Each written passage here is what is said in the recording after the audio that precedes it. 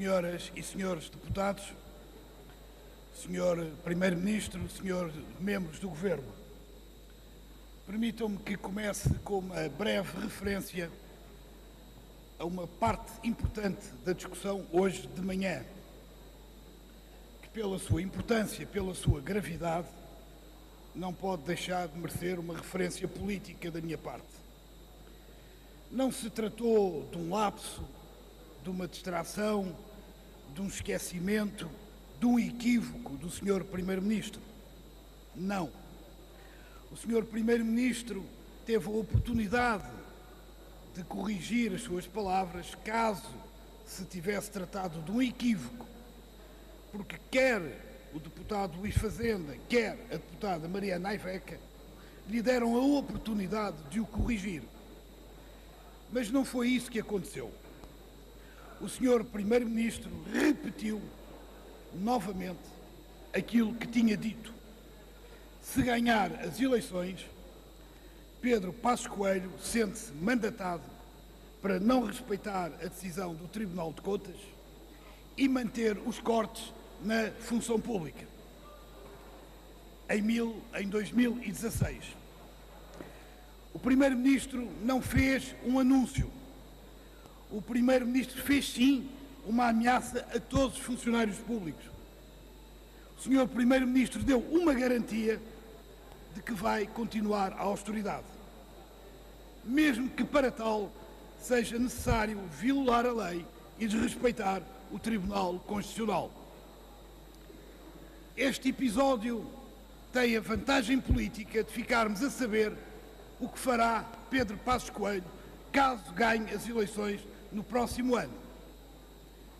Fica agora por saber o que pensa, o que dirá e o que fará o Partido Socialista sobre os cortes dos salários na administração pública. Senhoras e senhores deputados, o Orçamento do Estado é o momento em que o Governo apresenta e define as suas prioridades políticas. Tratando-se, neste caso, do último orçamento desta legislatura, está na hora também de fazer o balanço destes 4 anos. Digamos que é este o momento para acertar as contas destes 4 anos. Não apenas as contas que fazemos ao Estado em que a nação se encontra, mas também as contas àquilo que esta maioria prometeu e aos resultados efetivos da sua política. Política de rendimentos, política fiscal, política laboral. O mesmo é dizer austeridade, saque fiscal, selvageria laboral. É disso que vou tratar de seguida. Foi em nome da dívida que todos os sacrifícios foram sendo justificados, a começar pelo maior sacrifício de todos, o empobrecimento do país e dos cidadãos.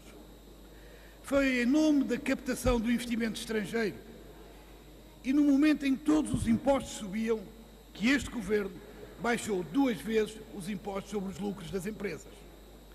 Foi em nome de uma suposta competitividade e em nome do investimento estrangeiro que todos os direitos laborais foram sendo retirados. Comecemos então pela dívida. Com a economia subjugada por anos e anos de austeridade, com o rendimento dos cidadãos posto em causa pelo desemprego, aumento de impostos e cortes de salários, mais os cortes verificados nos serviços públicos e nas prestações sociais. E, no entanto, senhoras e senhores deputados, a dívida nunca cresceu tanto, encontrando-se no final deste ano em mais de 13 pontos acima do previsto no memorando da Troika. Falamos de um excesso de 20 mil milhões de euros a mais. 20 mil milhões de euros. Primeira conclusão. Os sacrifícios foram em vão. A austeridade comprometeu a vida dos cidadãos e até também a própria saúde das contas públicas. Segundo ponto. Depois de ter aumentado todas as taxas e impostos, do IRS ao IVA, do IMI às taxas e aos impostos sobre os combustíveis, das taxas moderadoras ao preço dos transportes, o Governo, como já disse e repito, diminuiu 2 vezes o imposto sobre os lucros das empresas. Primeiro de 25% para 23% e agora, neste orçamento, de 23% para 21%. Disse que o fazia para tornar o país mais amigo do investimento estrangeiro. E a pergunta que fazemos, senhoras e senhores deputados, é qual foi o resultado? Não vemos nenhum investimento estrangeiro significativo. E os números oficiais, aliás, demonstram que os próprios vistos gold, que, como sabem, é dinheiro não reprodutivo e que não gera postos de trabalho, mesmo esses números dos vistos gold representam o maior quinhão do investimento estrangeiro.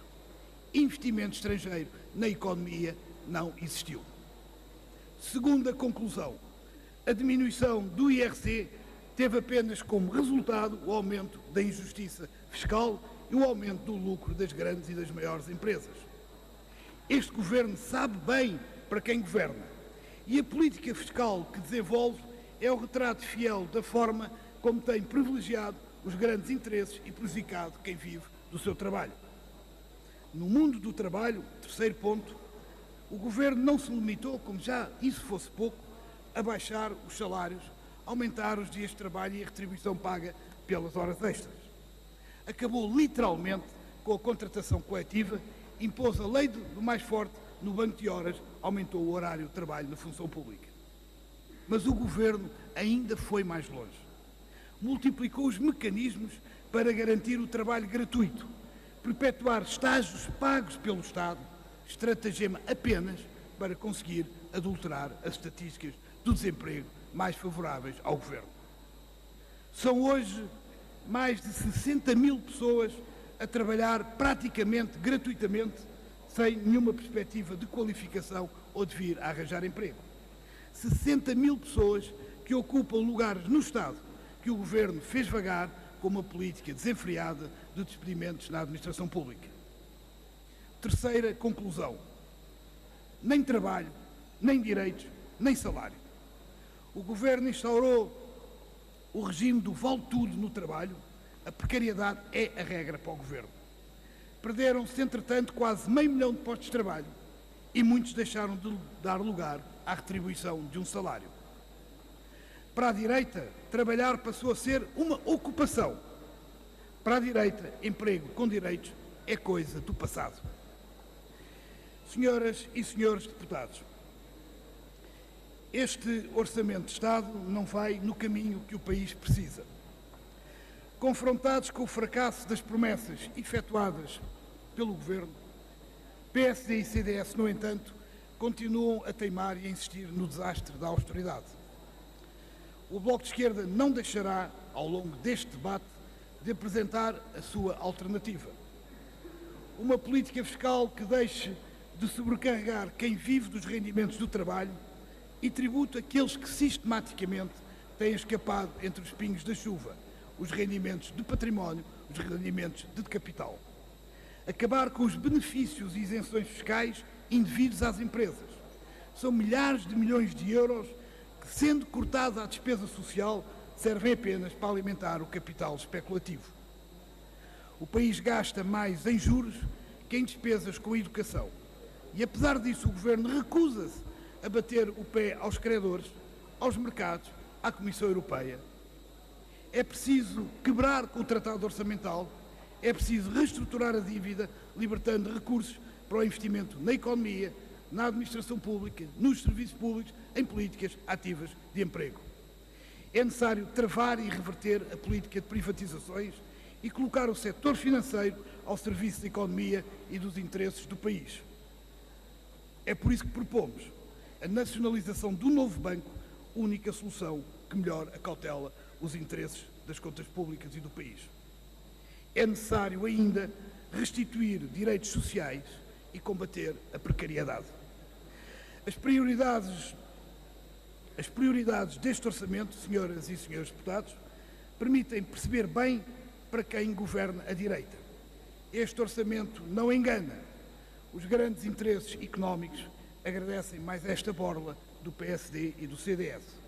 Ao contrário, os portugueses que vivem do seu trabalho ou da sua reforma, aqueles que este orçamento põe a pagar mais impostos por menos serviços públicos, esses assim suspiram pelo dia em que se verão livres deste governo. A esses todos dizemos que estamos convictos que já falta pouco. Senhor Primeiro-Ministro, não nos venha hoje pedir desculpa. Já não há desculpa que lhe valha.